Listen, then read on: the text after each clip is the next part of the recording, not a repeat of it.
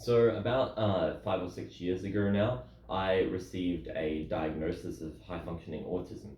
Although it wasn't really a diagnosis, I went to see a psychiatrist and she said, in her professional opinion, you have high functioning autism, which, according to her, was the closest thing that you can get to a diagnosis in Australia. I'm not sure how true that is, though. I definitely have heard of people who have got professional diagnoses.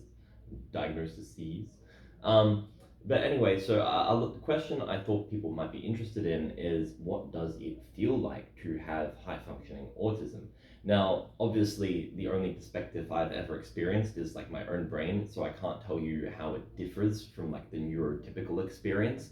But what I can say is that in my own head, I feel completely like aware of everything that's going on. I feel completely conscious. However, some of my thought patterns and things that I think in my head might seem a little abnormal to other people. For example, I can be a little bit OCD about things. I like systematizing things. If you've seen my previous videos, I talk about how you can systematize your life and everything like that, and I love that sort of thing. I love analyzing. I love intellectual, deep conversations.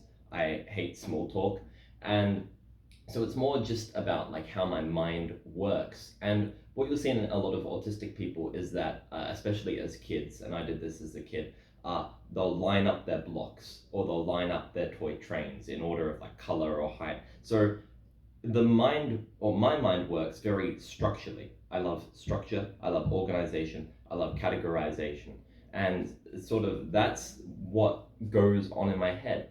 However, with autistic people as well, autism tends to be comorbid with a lot of conditions, such as social anxiety, depression. I know for a fact that I definitely went through a depressive phase in my life. And what was interesting is when I went to see my psychiatrist, I actually presented with depression or depressive symptoms, but she couldn't give me a diagnosis of depression because it actually falls under the broader label of high functioning autism.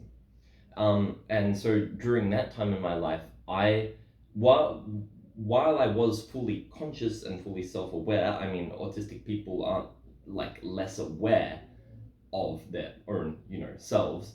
I was less aware socially and about social conventions. And as I was saying before, like I have a brain that's very analytical and I love to categorize things. But socializing actually uses the entire brain. And it's something that's highly nuanced and very difficult to put into categories.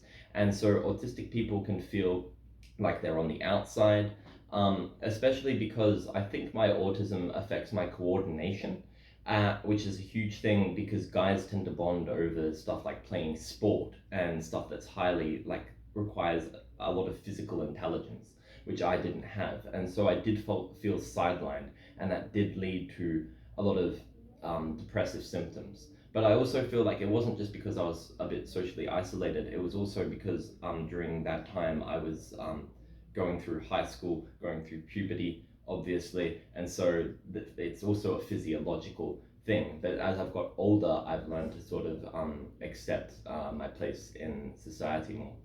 And so I guess to answer the question, what does it feel like to have autism? Well, it feels different for everyone. I mean, everyone has their own unique experience based on where they are in society and socioeconomic background and all that. But for me, it's more felt like understanding that I am a fully self-aware, fully self-actualized person. I just have thought processes that differ from maybe what's considered neurotypical. But anyway, thank you for watching and goodbye.